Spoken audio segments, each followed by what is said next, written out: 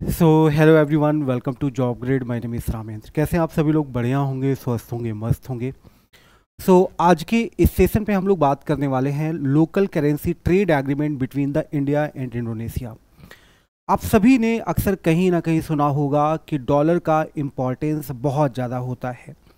हमेशा international market पे dollars ही accept किए जाते हैं। इसके पीछे बहुत सारे रीजंस भी हैं। एक शॉर्ट्स के माध्यम से मैंने आपको ये सारी बातें बताने की कोशिश भी की है। आज के सेशन में हम लोग बात करने वाले हैं लोकल करेंसी ट्रेड एग्रीमेंट के बारे में। अब ये लोकल करेंसी ट्रेड एग्रीमेंट है क्या, क्यों आखिरकार ये ज़रूरी है? एक्चुअली क्या होता है कि हमारी जो भी इंटरनेशनल नीड्स होती हैं, उन सभी नीड्स को पूरा करने के लिए, लाइक अगर हमें क्रूड ऑयल चाहिए तो क्रूड ऑयल का पेमेंट हमें डॉलर पे करना होगा। इसके अलावा और भी कोई करेंसी यहाँ पे एक्सेप्टेबल ही नहीं होती है।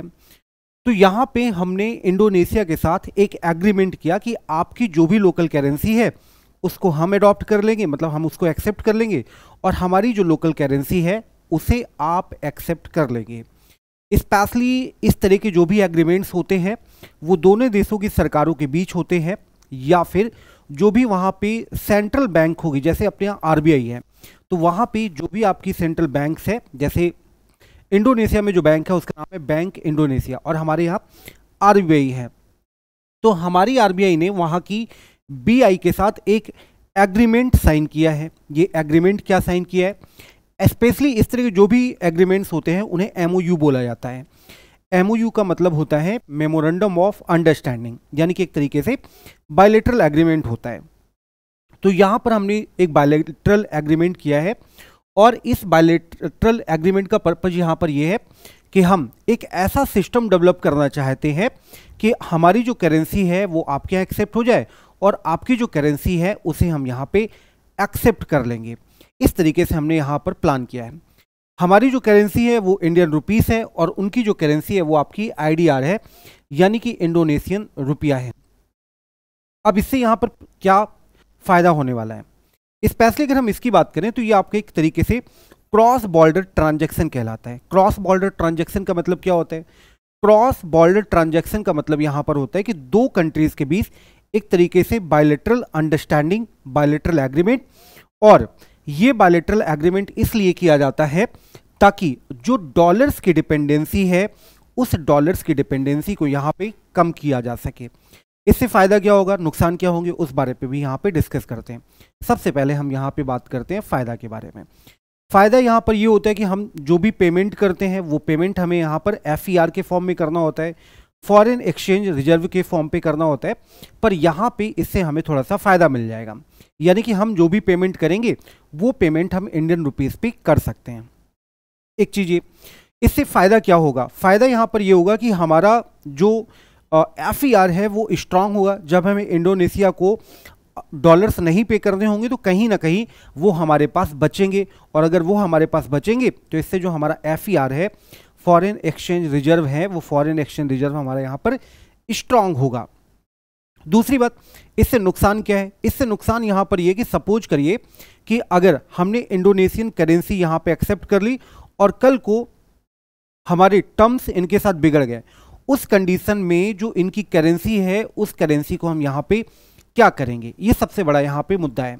स्पेशली जब भी हम आसियान की बात करते हैं तो आसियान के कॉन्टेक्स्ट में इंडोनेशिया हमारे यहाँ पर दूसरा सबसे बड़ा व्यापारिक भागीदार है, यानी कि जो इंडोनेशिया है वो हमारा सेकेंड लार्जेस्ट ट्रेडिंग पार्टनर है एशियान ग्रुप के कॉन्टेक्स्ट में। अगर बात करें 2005-06 पे जो हमारा इनके साथ ट्रेड था वो लगभग आपका 4.3 बिलियन यूएस डॉलर के आसपास था, और अगर हम 2022-23 की बात करें तो ये लगभग आपका 38.84 बिलियन डॉलर यहाँ पर हो गया। यानी कि हमारा जो ट्रेड है वो बहुत ज़्यादा बढ़ा है। अब ट्रेड बढ़ा है तो ऑब्वियस सी बात है, अगर हम कुछ लेन देन करते हैं तो हमें यहाँ पर अपने जो फॉरेक्स हैं, फॉरेन एक्सचेंज रिजर्व है, वो यहाँ पे देने होंगे। अब यहाँ पे कुछ और पॉलिटिकल रिलेशंस की बात कर लेते हैं, क्योंकि हमारे पॉलिटिकल रिलेशंस बहुत अच्छे थे, बीच में खराब हुए, फिर अच्छे हुए, फिर खराब हुए, फिर अच्छे हुए। इस तरीके से ये एक तरीके का कर्व चलता रहता है, कभी डाउन हुआ, कभी अप हुआ, कभी डाउन हुआ, इस तरीके से यहाँ पे चलता रहता है।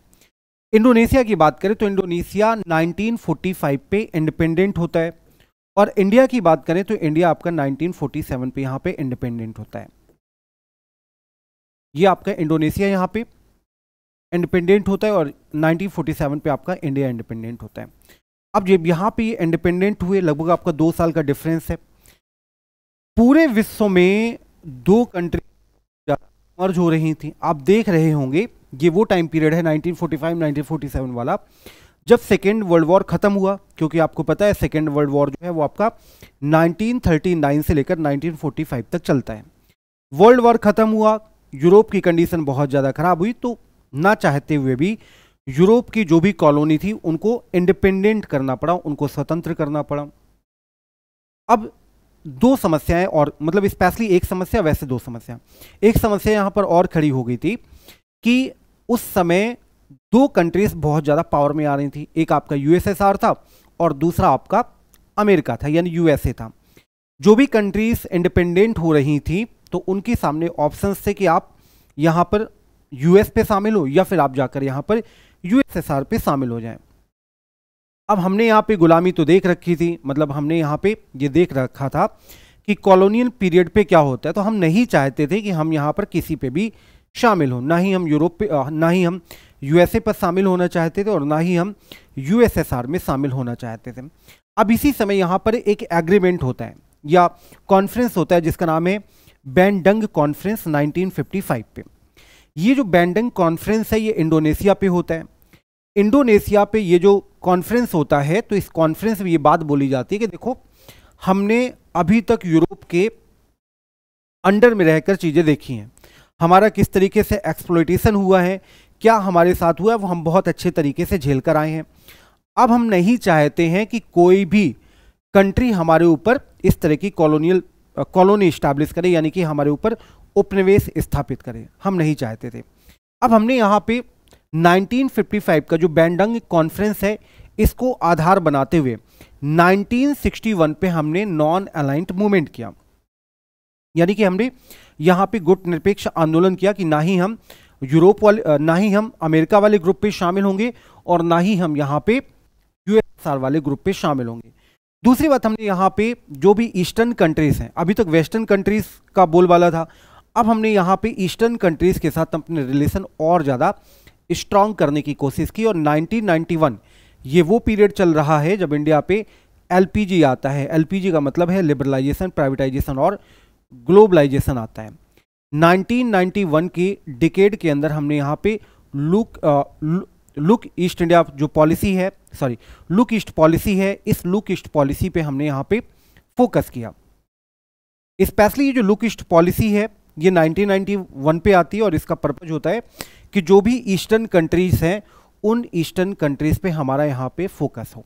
ये यहाँ पे इसका पॉलिटिकल रिलेशन था, स्पेशली इंडोनेशिया के कॉन्टेक्स्ट में। अब अगर हम यहाँ पे बात करते हैं efforts towards internationalisation of the रुपये, अब इससे हमें यहाँ पर बेनिफिट क्या होगा? सबसे बड़ा बेनिफिट यहाँ पर ये होगा कि इंडिया की जो करेंसी है, इंडिया की करेंसी की इंटरनेशनल मार्केट पे वैल्यू बढ़ेगी। क्योंकि इंडोनेशिया इसे एक्सेप्ट कर रहा है तो एक तरीके से इंटरनेशनल लेवल पे इसकी जो वैल्यू है रुपए की वो यहाँ पे बढ़ेगी।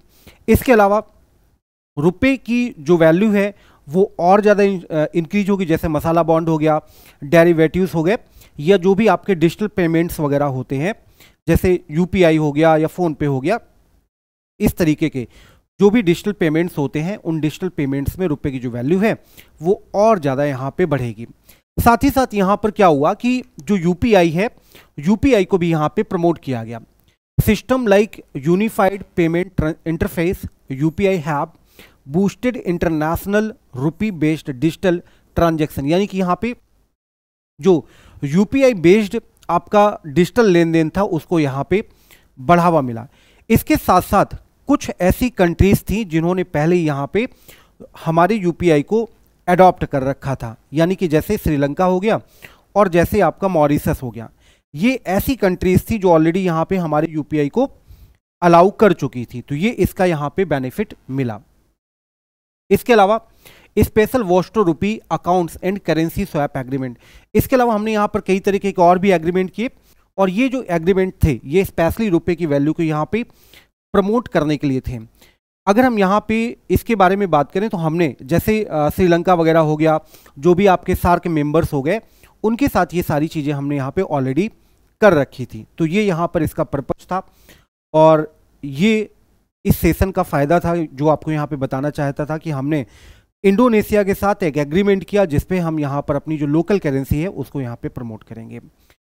साथ ही साथ इस क्लास का जो पीडीएफ है वो आपको मिलेगा job grade IAS Telegram channel पर, और जो भी आपके करंट से रिलेटेड इंपॉर्टेंट अपडेट्स होते हैं उन सभी अपडेट्स का पीडीएफ आपको इस टेलीग्राम चैनल पे मिल जाएगा।